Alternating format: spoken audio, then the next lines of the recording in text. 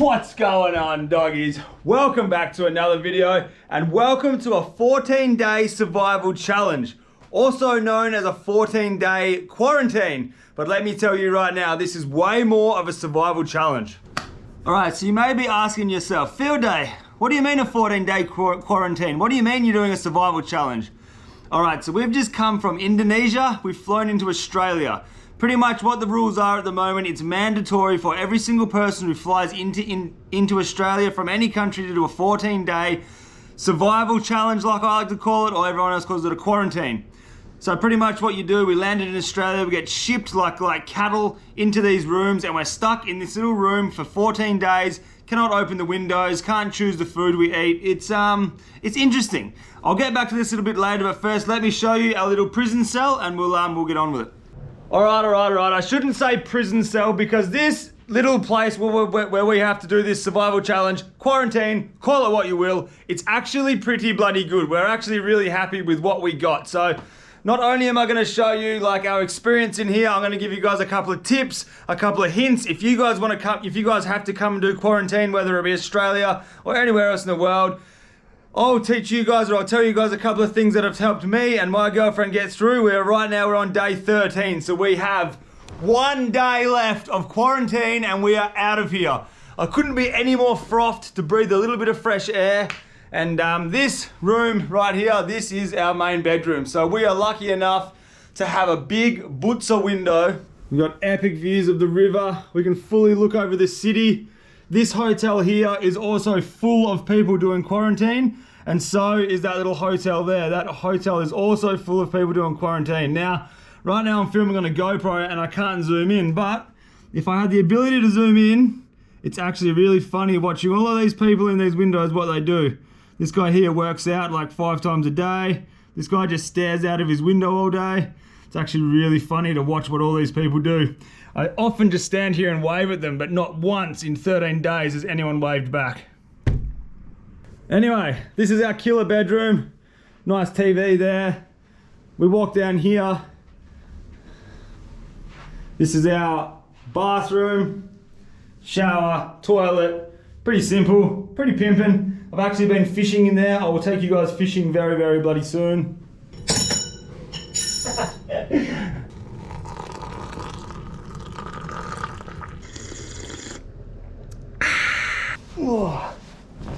See, as soon as I start talking to you guys, I get bloody excited and it starts getting bloody hot.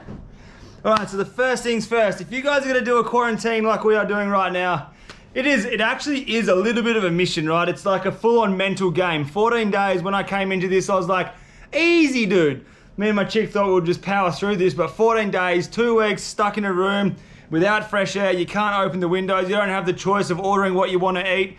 You can order Uber Eats and all that kind of stuff, but it gets a little bit pricey, and to be honest, we're not too fussy about eating food, but after 2 weeks of doing it, it does get pretty bloody, I don't know, what's the word, babe? It gets pretty bloody, I don't know, my brain doesn't work, I've been in here for too long. I wasn't listening. Oh, she's not even listening anyway. What we were told and what we did and what worked super good for us is we have obviously the window in our bedroom, this big window here, and then we got this big window here. So this view is literally like a life-saving view. And we were told when you're filling out your declaration form to come into quarantine that you should say that you're a smoker and you're like claustrophobic. So we both said that we are like highly claustrophobic, we'll die in a room. So I think that's why we got this pimpin' view, these big windows, because if you guys can see down here, all of these poor buggers in this room have one window. Obviously that's one little square window and that's all they get to see, and that guy is obviously looking at facing our building. So I'm pretty sure because we said we were claustrophobic, we may have got this good view, or we may have just got lucky. I'm not sure, but this is something that helps like you wouldn't believe, looking out of the window. The one thing that has kept us sane in this room is this bike. So you can actually rent these bikes from just any rental company around the city that you're in, and this thing has literally like just saved our lives. I ride this maybe once to twice a day for an hour each time, close my eyes and just pretend I'm just driving down the coast, or we've got a mad view to look at. So it's pretty bloody good to either get one of these bikes or One of my mates dropped off these weights for me. So he dropped off 5 kilo and 10 kilo weights. So that's something that sort of just keeps you sane because you literally can't do too much in these rooms. All right, now this is my favorite quarantine hack of all time. What you do, you open this cupboard. I wore this robe for one day and I didn't enjoy it, but this is what we're gonna use. This is your everyday iron.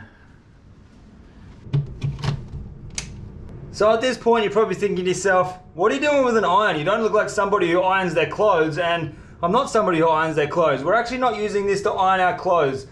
You don't have a toaster, you don't have any way of heating up food in these rooms, you don't have any way of cooking at all in these rooms. So what we figured out is that this gets extremely bloody hot. So my mum is an absolute legend. She came and did a little bit of delivery the other day. She brought us bread and all these different things. So what we've been doing each morning to make a little bit of toast, you get your iron, get it really bloody hot, slap your bread on top, and believe it or not, within a minute or two, it actually turns into toasted brown, beautiful bread. So this is definitely the 101 hack. And yes, we clean it after we use it, don't worry. But it's actually surprising how well this thing toasts bread. Full on Teflon, look.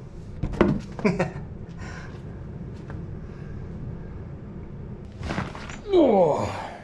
All right.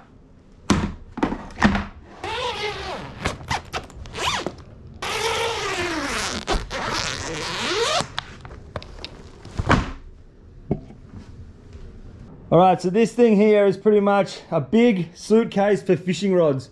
It's a super hard shell on the outside and it keeps all my rods extremely safe. So this is some of the rods that I used over in Indonesia, and I'm gonna give you a little bit of a run through of the fishing rods I used, the reels I used, because these are some massive questions that were coming through. So let's get stuck into some of these questions, what these reels are and what they're used for.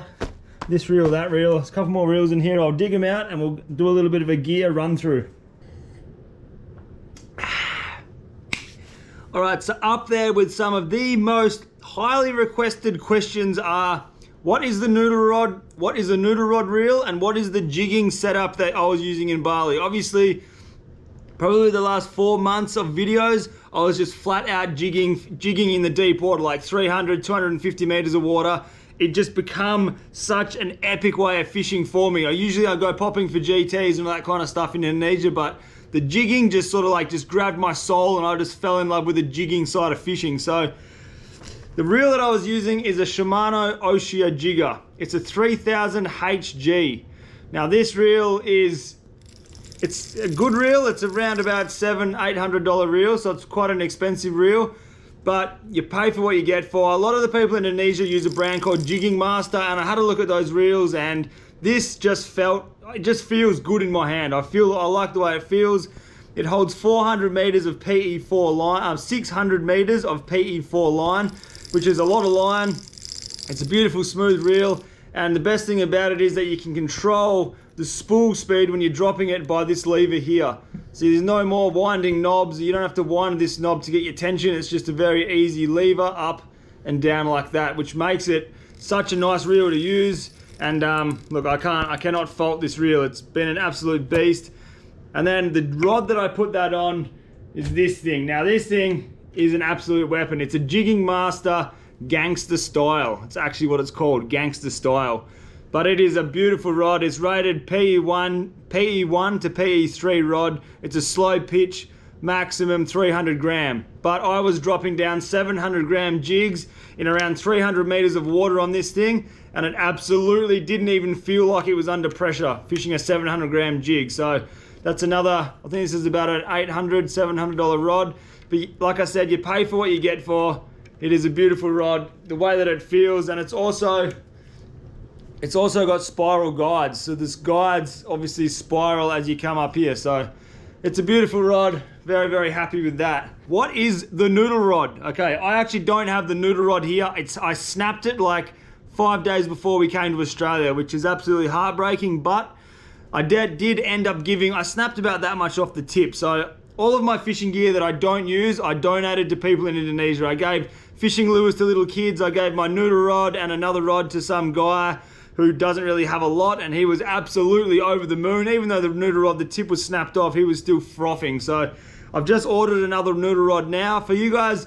Look, the noodle rod can be anything as long as it's 1 to 4 pound, like super light, the lightest rod you can buy.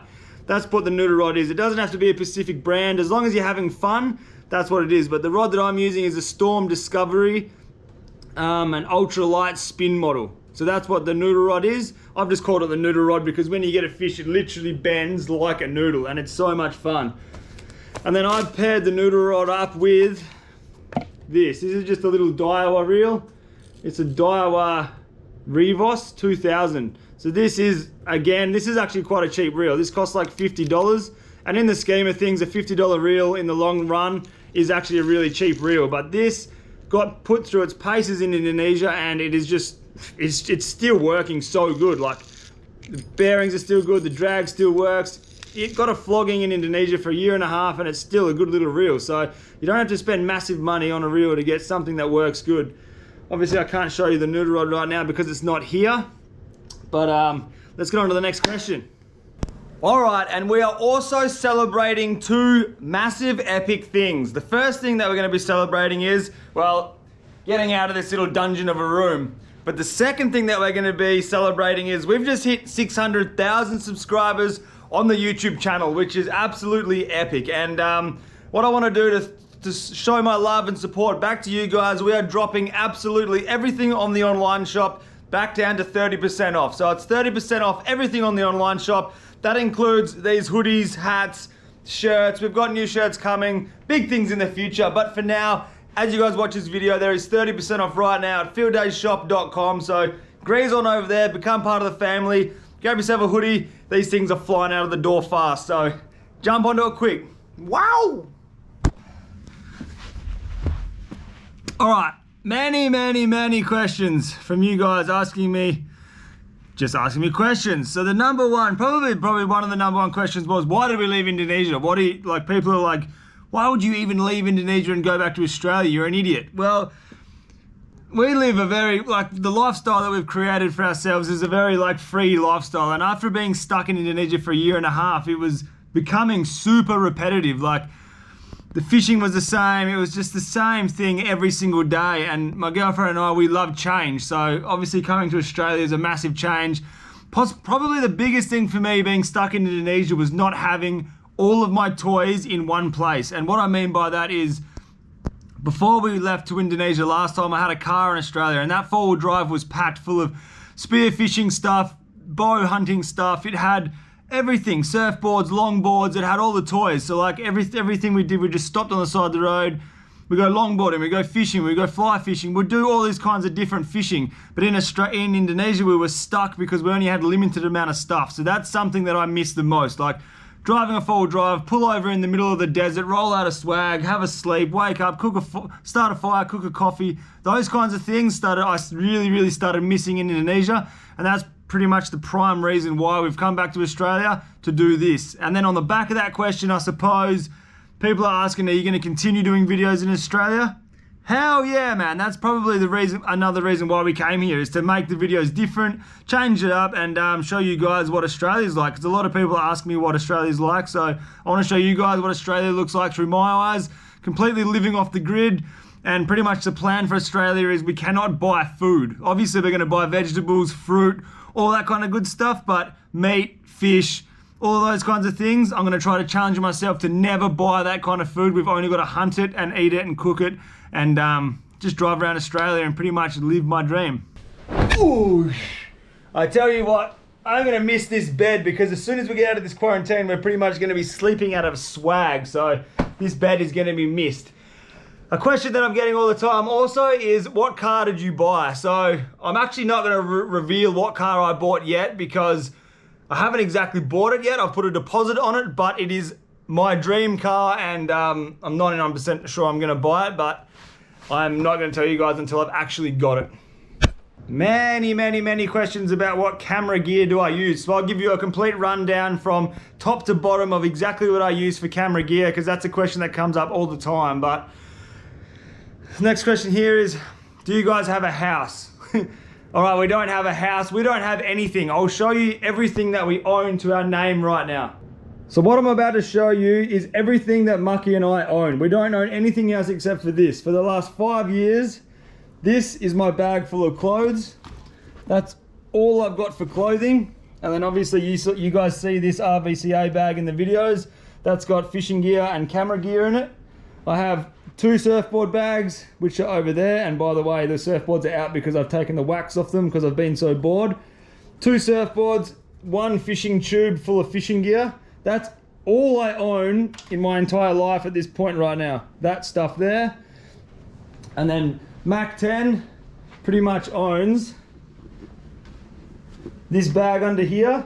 And this is her camera bag where she keeps all of her cameras and stuff in there. So that is all of her stuff there and her camera bag.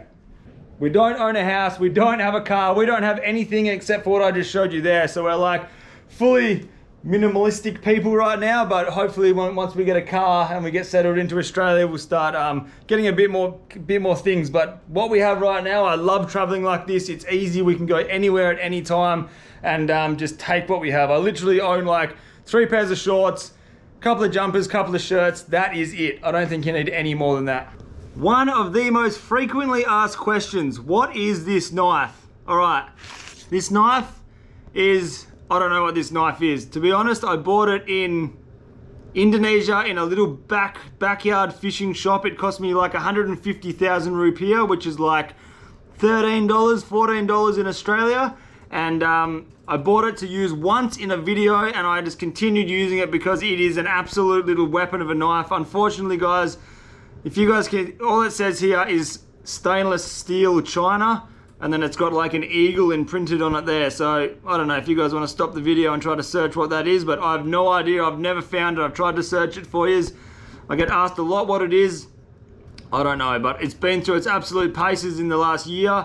I never clean it. I don't do anything, and it is still a pretty good, really good quality knife. So for $13, it was an absolute bargain. But I'll probably step up to a proper good quality knife once I get out of quarantine here. Camera gear. Here we go. This is a question that gets thrown around so many times. So what do I use? I use a GoPro 8. All I use is GoPros. I don't use like big cameras. I don't use anything except for GoPros. I use a GoPro 8, which has been an absolute beast. Before I had the GoPro 8, I had a GoPro 7. And then I use this, which I'm filming on now, which is a GoPro 9. Now, this front screen on the GoPro 9 is an absolute game changer. But to be honest, I can't see the difference between the GoPro 7, the GoPro 8 and the GoPro 9 when I put them through Premiere Pro and I edit a video. I really can't see the difference myself, and I don't think you guys can too either, because I use all 3, a GoPro 7, GoPro 8, GoPro 9 in my videos, and I don't see a difference. But one thing that is an absolute bloody game changer if you've got a GoPro is the microphones on a GoPro. Now, everybody tells me that my footage is crisp, my sound is perfect, and I have never used an external microphone. I don't believe they work good. I'm going to show you something that I use as a microphone, as a buff when it's windy, and this thing I can hold in the wind when I'm out in the boat. Wind is peppering the microphone, and when I get home and edit the footage, it is crystal clear and beautiful. So this is what I use. So it took me a while to find this thing, but once I found it, it is the best little contraption ever. All it is a little foam box. It's just made out of fully foam, and what happens is your GoPro actually goes inside like this. So this is one for the GoPro 8. You slide your little GoPro inside. It's a super snug fit. That's what it looks like there. So your GoPro is completely covered. Obviously you can hook your GoPro onto your tripod from there. You've got your on button. But that is a complete snug fit. It's just a foam box around the GoPro. There's no floppy external microphones, and it covers all of the speakers. So there's a speaker there, or a microphone, should I say, there, another microphone on the side or something. But these things, you can literally just hold it in the wind and you don't get any of that static sound. Absolute game changers. They cost like $2 or $3 on eBay. Best thing I've ever bought. And the one that I've got on the GoPro 9, I've had it on there for like 8 months and it's still going good. Someone just knocked on the door, which means lunch is here, which is perfect time so I can show you guys what it actually looks like getting lunch when you're stuck in a quarantine room. You gotta put a mask on, They knock on the door, you've got to wait 2 minutes for them to minutes. walk away from the door, then you can open it, grab your little bag of lunch. Go. This is our last lunch. No, tomorrow's our last lunch. You can stick outside only arm. God, Was it 2 minutes? Who cares? Just get it. I'm hungry.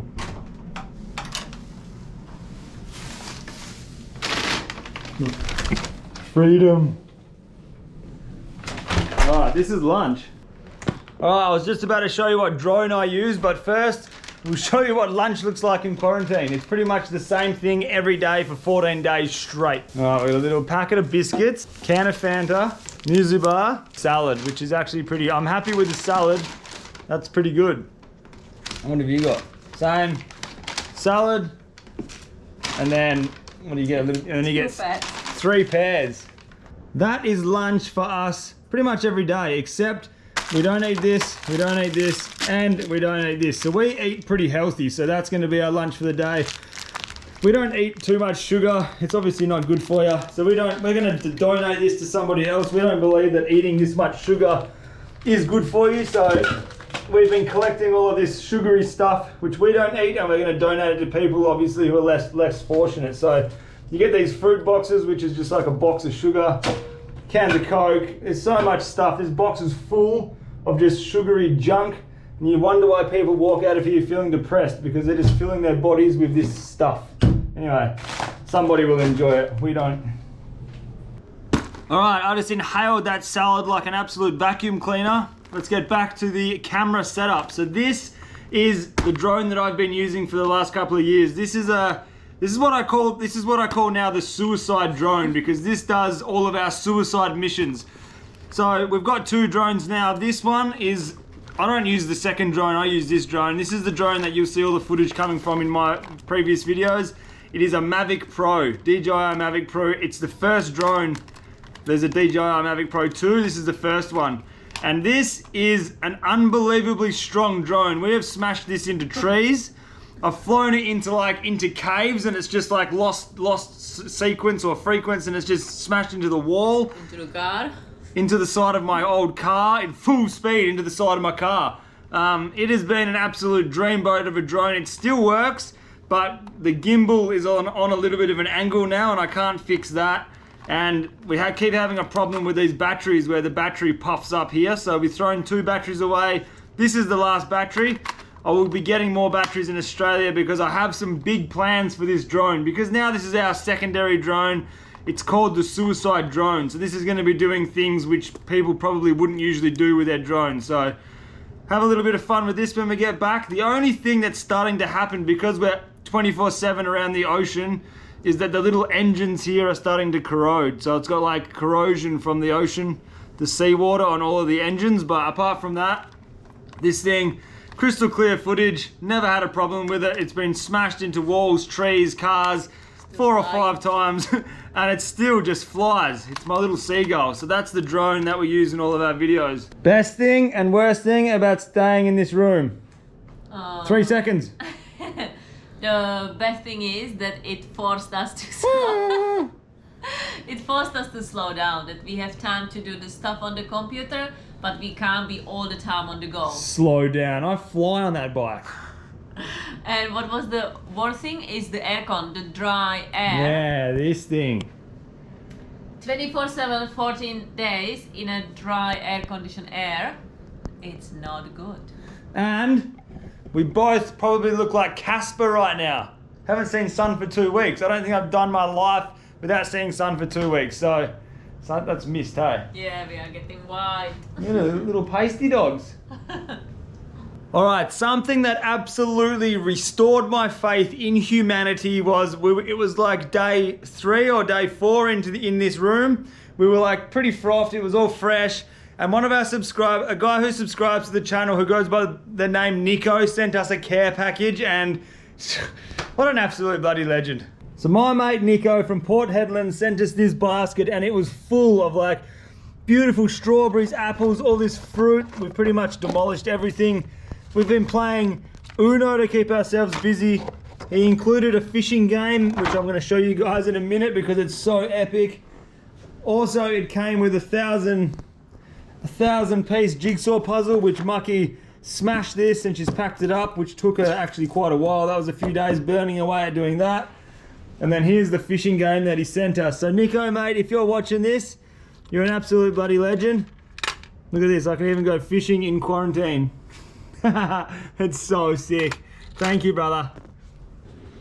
All right, I'm gonna go for my afternoon bike ride. 1 hour on the bike, sweat a couple of bullets out, and I'll probably see you guys back here this afternoon when we get the second knock on the door for dinner. And we'll tune back in. Maybe tonight we'll have a little bit of a celebration. You guys can come with us because it is the last night of this survival challenge and I'm frothing to get out of here. So I guess I'll see you guys tonight. Maybe a couple of wines, couple of beers. Who knows what's gonna happen, but for now, I'm gonna get on that deadly treadly. See you guys in the afternoon. Ow! Sweet! And welcome to dinner time in quarantine. All right, this is what we got. Our dinner has just got delivered. It's our very, very last dinner in here, so I'll show you guys what we got. We'll start with dessert. For dessert, we got a little bit of chocolate cake. Seriously, the size of an ant's foot, but we don't eat that anyway. We have, for mains, chicken and a little bit of vegetable. It's not really, it's a little bit, it's not really a lot. Usually I'm pretty hungry after dinner, but that. You get these little salads, and then you also get these little Cascade lime and soda waters, but we've actually ordered a bottle of wine because it is the last night. Someone's at the door.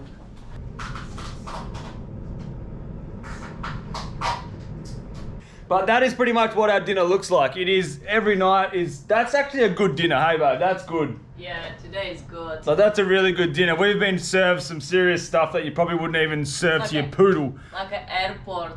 Not airplane food. Yeah, it's like aeroplane food. The thing that sucks a little bit is disappointing though. We pay $60 a day for meals in this room. So we're paying $60 a day. Breakfast is shit. And then lunch is just a salad like that. And like all I do is just give you that, just load you up with sugar, and dinner is that. So you're paying 60 bucks a day each for that food. It's not really worth it, but then again, it's not worth complaining either. But anyway, it's only 14 days. Just 2 weeks and they are done. Last day. All right, let's go get this bottle of wine. You're gonna come with me. This is the most exciting thing I've done in 2 weeks.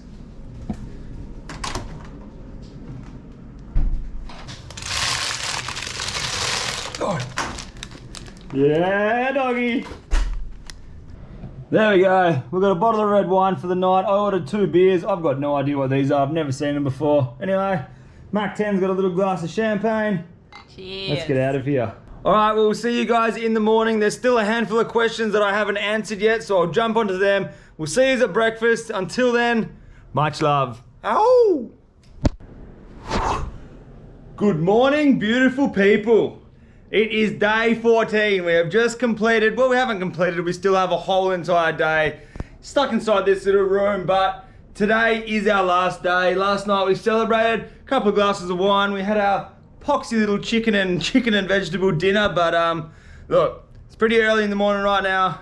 It's actually very cold in here, and we just got that all-time knock on the door, so it's time to go see what we got for breakfast. This is by far the most exciting part of the day, is every time you get a knock on the door, you never know what you're gonna get.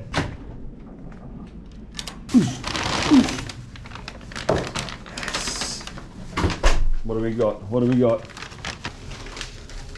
All right, this is the moment of truth. You guys are opening this in real time with me. So this is Mac 10's bag, and it's very light. That's it. That's what Mucky gets for breakfast. A bowl of fruit. And that bag is empty. What did I get? Fruit box. We'll add that to the charity selection. Diced 2 fruits. We'll also add that to the charity because we don't eat it. It's just, why wouldn't they just give you like an apple or an orange? That's just processed shit. Anyway, in here, some kind of a muffin. And then in here, what do we got? A little bit of a bacon and egg roll. So that's probably one of the best breakfasts I've had the whole time here. So that's it, that's breakfast. Interesting. That is madness. That is the first bit of bacon I've eaten in probably, how many years? I don't even remember when I ate bacon last. We never eat bacon in Indonesia, so that's pretty good. All right, there's a couple of questions that I still want to get off my chest with you guys that you guys have asked. So yesterday when we did the GoPro, I showed you guys the GoPro, the windsock that I use. Also, a lot of people ask what settings I use for the GoPro. So I'm filming at 2.7K at 60 frames a second. And I run that over the GoPro 7, GoPro 8, GoPro 9. It's all exactly the same. I never change it.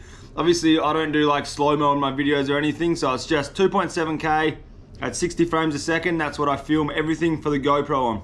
What videos will I be filming in Australia? So it's pretty much going to be identical kind of theme to what we were doing in Indonesia, except for this time we're going to have a mad car, we're going to have surfboard, spear guns, we're going to have all of the toys in the car. So that's the main thing that I missed about being in Indonesia. So pretty much the same thing, like survival videos, fishing videos, get back into spear fishing, which you guys are asking a lot about. Get that suicide drone out, do some fun things with that. It's going to be pretty much the same as Indonesia, if not better. That's pretty much why I come home. Mud crab videos, man. Ooh, cooking mud crabs on the fire, that's something that I've missed like crazy. So videos are pretty much going to stay the same. They're just going to have that like Australian twang to them now. Anxiously pacing around the house right now, waiting for 4 o'clock in the afternoon. Right now it is 9 o'clock in the morning. So we've got a pretty long wait until we can check out. So look at you don't even know what to do. It's like I'm just pacing around waiting for 4 o'clock, but that is pretty much it from us. I think that all the other questions that I got asked, I've covered in another video. So that's pretty much it from us. But if you guys are gonna do a 14-day survival challenge like this that we're doing, or a quarantine, call it what you will, make sure you just come in here with like a good mindset and you'll get through it. It's not that hard, but I could imagine it would be hard if you were doing it solo. So hats off to those people who have done it solo, because 14 days stuck in a room doesn't sound hard, but it does get a little bit grindy. So definitely the bike, the weights, that helps. It's telling people that you're claustrophobic when you're not to get a big window. Cooking bread on an iron. All these little things are gonna make your life so much easier. So if you guys wanna grab a little bit of merch, grab this hoodie, stay cold, because it is freezing in Perth right now. So hoodies, smash this button here, subscribe here, and I suppose we will see you guys from Australia. It is gonna be a weird and wacky couple of weeks transitioning into this move, but I'm bloody excited for it. Let's go, girl. Yo, see you guys very soon. Much love.